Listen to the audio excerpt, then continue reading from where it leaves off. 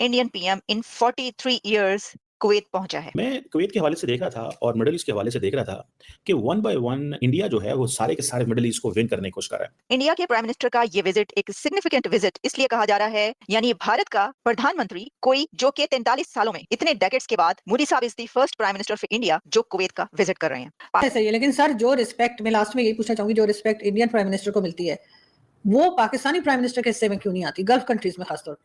मोदी की जो gulf policy कही जाती है वो एक इंडिकेशन है बहुत से कंट्रीज के लिए, और अब कुवैत का ये विजिट ये बताता है कि इंडिया कुवैत से बहुत सारे ऐसे एग्रीमेंट्स करने जा रहा है जो अभी तक शायद आपने ना देखे हों, जैसे कि एनर्जी के सेक्टर में और इंफ्रास्ट्रक्चर में। ऑलरेडी कुवैत इंडिया के अंदर इंफ्रास्ट्रक्चर, टेक्नोलॉजी, एनर्जी में $10 बिलियन की इन्वेस्टमेंट कर चुका है कुवैत में। इसके अलावा वहाँ पे एक इन्वेस्टमेंट MOU भी साइन होगा इन्वेस्टमेंट करने के लिए कि कुवैती जो है वो इंडिया में आके इन्वेस्टमेंट करें, और फिर एक डिफेंस एग्रीमेंट जो है वो भी प्लान्ड है इसी विजिट के दौरान। यानी आप ये देखिए कि हमारा एक ब्रदर इस्लामी मुल्क जो है वो हमारे इन्वर्टेड कॉमर्स में दुश्मन के साथ एक डिफेंस एग्रीमेंट कर रहा है। ठीक है जी। तो ये वाज़ेह तौर पे इस बात का सबूत है कि इंडियंस की जो फॉरेन पॉलिसी है और उनके जो डिप्लोमेटिक रिलेशंस हैं वो बहुत आला और अरफा हैं हमारे मुकाबले में। हमने तो उनको भी नाराज़ कर दिया है जिनसे हमारी दोस्ती हिमालय से ऊंची और समंदरों से गहरी थी। बिल्कुल ऐसा, लेकिन सर जहाँ पे पैसा इन्वॉल्व होगा और हम उनसे इन्वेस्टमेंट कराएंगे और पैसा वापस नहीं करेंगे तो डेफिनेटली ये प्रॉब्लम तो हमें फेस करनी पड़ेगी, इसके लिए तो हमें तैयार होना चाहिए था। जी देखिए ना, सीधी सी बात ये है कि जो फ़कीर होते हैं ना, जो भीख मांगते हैं जाके पैसे मांगते हैं, उनकी इज्जत कहीं पे भी नहीं होती, उनको कोई इज्जत नहीं देता। बस एक नमस्कार दोस्तों, मेरा नाम है विश्वनाथ और आप देख रहे हैं विश्वनाथ रिएक्शन चैनल। तो पीएम मोदी कुवैत विजिट पर गए और कुवैत विजिट पर ज़ोरदार स्वागत हुआ। एयरपोर्ट पर सब भारतीय से मिले और वहाँ पर ज़ोरदार स्वागत से और क्या क्या हुआ और क्या क्या MOU साइन हुए और हमारे कितने डिफेंस सिस्टम में ये हो रहा है। तो ये जानने से पहले शेयर, सब्सक्राइब, कमेंट जरूर कर देना। तो भाई पीएम मोदी कुवैत विजिट पर गए और वहाँ पर जाते ही, एयरपोर्ट पर आते ही वहाँ के सदर एयरपोर्ट पर आए और ज़ोरदार वेलकम हुआ। और हमेशा जो होता है सब भारतीय एयरपोर्ट पर ग्रैंड वेलकम। और वहाँ के मुस्लिम भी आए, कुवैती मुस्लिम, उन्होंने रामायण पर उर्दू में लिखी हुई रामायण लेकर आए वहाँ के मुस्लिम, और पीएम मोदी ने साइन किया। ये सब हुआ और ये देखकर पाकिस्तानी मीडिया में चर्चा हो रही है, पाकिस्तानी मीडिया में आग लगी पड़ी है शहबाज शरीफ की। हम जहाँ भी जाते हैं हमारी कोई इज्जत नहीं होती है, हमारी कोई ग्रैंड वेलकम नहीं होती है। तो इस पर पाक मीडिया बात कर रही है। आरजू काजमी ने, वहाँ के पत्रकारों ने जमकर शहबाज शरीफ को धोया। तो ये जानने से पहले वीडियो देख लेते आरजू काजमी क्या क्या बोल रही है अपने शहबाज शरीफ के। क्या होता है हमारे साथ, हम जब गल्फ कंट्री में जाते हैं तो हमारा इतना वेलकम क्यों नहीं होता, तो क्या क्या बोल रही है आरजू काजमी है। तो वीडियो देख लेते, तो लास्ट में मिलते हैं। जो रिस्पेक्ट मैं लास्ट में यही पूछना चाहूंगी, जो रिस्पेक्ट इंडियन प्राइम मिनिस्टर को मिलती है वो पाकिस्तानी प्राइम मिनिस्टर के हिस्से में क्यों नहीं आती, गल्फ कंट्रीज में खासतौर पर? पाकिस्तानी प्राइम मिनिस्टर तो भीख मांगता है ना वहाँ जाके, तो भिखारी है वो तो कहता है जी ये मैं आपसे इमदाद नहीं मांग रहा, मैं तो एक रिक्वेस्ट कर रहा हूँ। ये क्या बात हुई? मैं आपसे पैसे नहीं मांग रहा, मगर मजबूरी है। ये तो मजबूरी के तहत, ये तो मजबूरी है। मैं फकीर नहीं हूँ, मैं तो जरा थोड़ा सा आजकल हालात तंग है, इस वजह से आपके पास आया हूँ। वैसे फकीर नहीं हूँ मैं। वो इस तरह की बातें करता है। अब जो बंदा इस तरह की बातें करे उसकी कौन इज्जत करेगा? सीधी सी बात है। आप जब किसी से बात करते हैं या किसी से मिलते हैं जाके, तो आप एक खास पोजीशन लेते हैं और एक खास आपका एक स्टेटस होता है, एक मकाम होता है, और वही तय करता है कि आपको कितनी रिस्पेक्ट मिलेगी, आपको कितनी आपकी इज्जत होगी वहाँ पे। आपने बात ही पैसों से शुरू करनी है और पैसों पे ख़त्म करनी है, तो आपकी इज्जत कौन करेगा?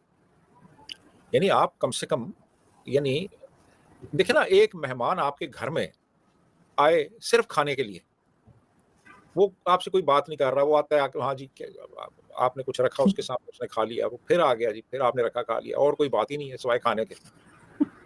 और जाते वो अपनी जेब में भर के ले जाए ड्राई फ्रूट की, तो चले 1 2 दफ़ा 3 दफ़ा आप बर्दाश्त करेंगे, चौथी दफ़ा तो फिर आप मुंह भी नहीं लगाएंगे उससे। बिल्कुल ऐसा ही। तो ये इस किस्म के लोग हैं। ये जहाँ जाते हैं ये जाके ये पैसे मांगते हैं, बल्कि वो जब अपने रोने इतने रोते हैं ना सर, अपनी मजबूरियां ऐसी बताते हैं कि जी हम तो हैंड टू माउथ हुए हैं, हमारा तो बड़ा हाल खराब है।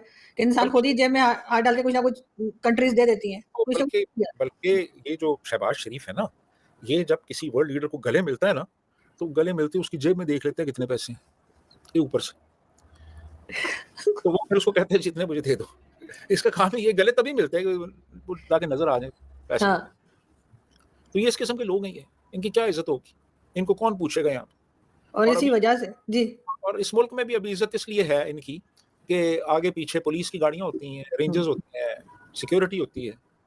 यही लोग जब लंदन में जाते हैं या दुबई में जाते हैं तो वहां भी जरा देखें ना, वहां पे लोग कैसे ट्रीट करते हैं इनको।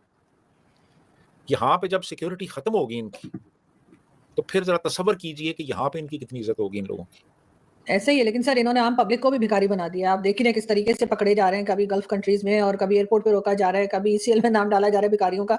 और अजीब हालात हैं जो जो लोगों के इन्होंने कर दिए। पहले ऐसा नहीं था, लेकिन अभी तो बद से बदतर होते चले जा। तो भाई आरजू काज़मी और एक पत्रकार है, वो साहब आरजू काज़मी बोल रही थी, हम जब गल्फ कंट्री में जाते हैं हमारा क्यों इतना बड़ा वेलकम क्यों नहीं होता है। तो पत्रकार बोल रहे हैं पाकिस्तानी, तो भाई हम जब गले मिलते हैं तो ऊपर से हम खीसे में देख लेते हैं जिसके पास कितने पैसे। तो हमारी यही आदत है, हम भीख मांगने जाते हैं गल्फ कंट्री में, इसलिए हमें कोई मुंह नहीं लगाता। तो पीएम मोदी जहाँ भी जाते हैं ग्रैंड वेलकम होता है और अपने भारतीयों को संबोधित करते हैं। सब भारतीय जब भी जहाँ भी जाते हैं सब भारतीय एक होकर ग्रैंड वेलकम देखकर सब कंट्री अचंभित हो जाती है। जब पीएम मोदी कंट्री में जाते हैं तो सब भारतीय सब मिलकर उनका ग्रैंड वेलकम करते हैं और वहाँ के सदर भी ये देखकर खुश हो जाते हैं और वो भी उनका ग्रैंड वेलकम करते हैं। उनको अपना अवार्ड मिला, क्या बोलते हैं उसको, और एमओ साइन होंगे, डिफेंस और अपना तेल ऑयल अपना छठा देश है कुवैत, जहाँ से हम तेल परचेस करते हैं। तो कोरोना के टाइम पर भी भाई कुवैत ने ऑक्सीजन हमें दिया था और हमने भी वैक्सीन देकर उनकी मदद की थी। तो पीएम मोदी ने संबोधित में कहा, तो पाकिस्तान में तो जलन होनी है, पाकिस्तान और अपना बांग्लादेश, हम बराबर रहकर बिरादरी भाई रहकर हमारे वो आ जाकर हमारा वेलकम नहीं होता है। तो पीएम मोदी जहाँ भी जाते हमारी बिरादरी भाई के पास तो उनको अवार्ड मिलता है और हमें कुछ नहीं मिलता है। तो भाई तुम भीख मांगने जाते हो, हम जाते हैं ना तो हम ये मुँह सही होता है, हम उनसे खरीदते हैं, हमारा पैसे मिलता है। जहाँ अब दुनिया बदल गई भाई, बिरादरी बुरादरी सब तेल लेने चले जाओ। अब दुनिया बदल चुकी है, दुनिया चाहती है भारत के साथ काम करना, क्योंकि भारत के साथ काम करके पैसा मिलता है भाई। तुम क्या देने वाले हैं दूसरों को, तुम्हारे पास कुछ नहीं है देने में। तो भारत के पास पैसा है, सब कुछ है, 130 करोड़ जनता है। सब को पीएम मोदी ने आमंत्रित किया कि आओ घूमो, भारत देख लो और इन्वेस्टमेंट करो, भारत में पैसा है भाई। तुम तो तुम्हारे यहाँ कोई आएगा निवेश करने के लिए तो तुम तो उसको मार डालते हो। तुम लोग श्रीलंका के एक बिजनेसमैन को तो तुमने मार डाला, तो क्यों आएंगे तुम्हारे यहाँ कोई बिजनेस करने, इन्वेस्ट क्यों करेगा, इन्वेस्ट को डुबा डालेंगे तुम लोग। तो भाई कुवैत में ग्रैंड वेलकम देखकर पाकिस्तान की तो जल उठी, बिरादरी भाई हमारी तो कोई औकात नहीं है, अब तुम तो भीख मांगने जाते हो। तो ऐसी वीडियो देखने मिलेगी, शेयर सब्सक्राइब कमेंट जरूर कर देना, नया हो मदद कर देना। तो ऐसी वीडियो देखने मिलेगी। धन्यवाद।